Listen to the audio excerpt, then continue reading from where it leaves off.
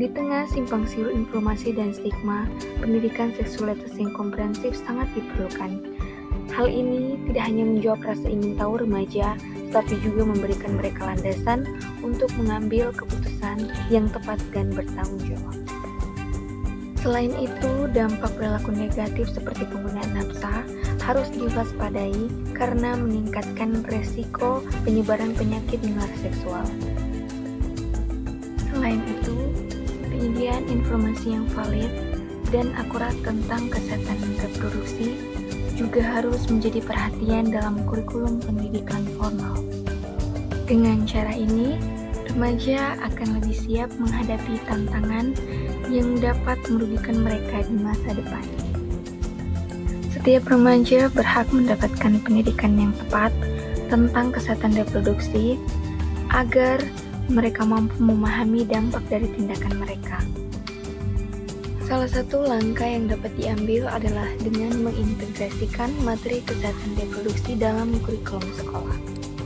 Ini akan membantu remaja untuk memperoleh pengetahuan dan keterampilan yang dibutuhkan untuk membuat keputusan yang sehat. Mendorong aktivitas yang bersifat interaktif seperti diskusi kelompok atau seminar dapat menciptakan ruang yang aman bagi mereka untuk bertanya dan berbagi pengalaman. Salah satu pendekatan yang dapat diambil adalah mengajak remaja untuk terlibat dalam program pendidikan kesehatan yang melibatkan praktisi kesehatan dan pendidik.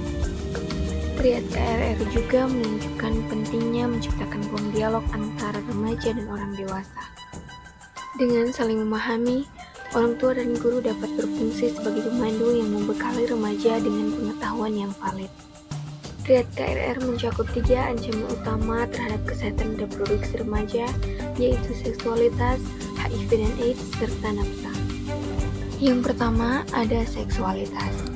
Seksualitas berhubungan dengan organ reproduksi dan interaksi intim antara pria dan wanita.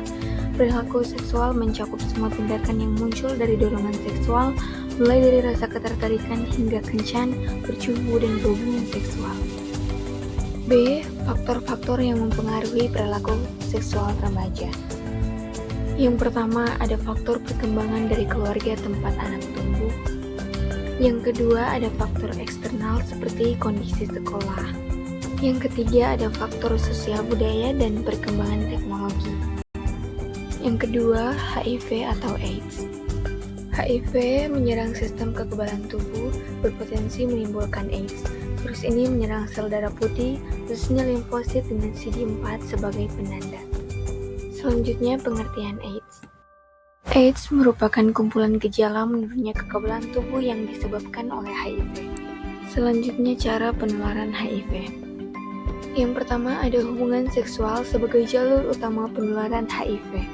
Yang kedua, penularan melalui darah. Yang ketiga, penularan perinatal dari ibu ke anak. HIV dapat ditularkan dari ibu ke anak selama kehamilan, melahirkan, atau setelahnya. Kelompok beresiko tinggi terhadap HIV meliputi yang pertama, orang yang sering berganti pasangan seksual.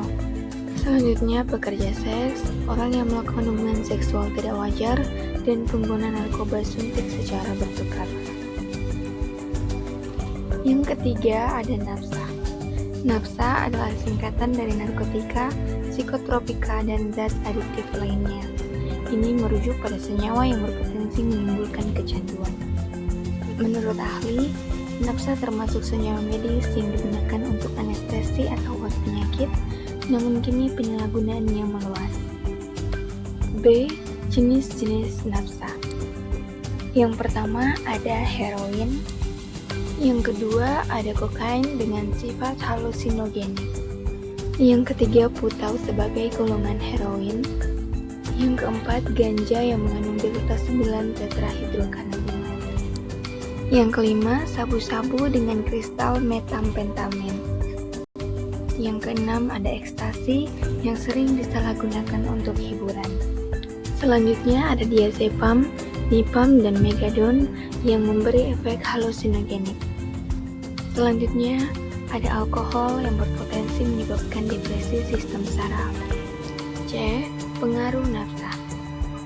Nafsa dapat mengubah kesadaran, mengurangi rasa sakit, menimbulkan ketergantungan, serta menimbulkan rasa nyaman.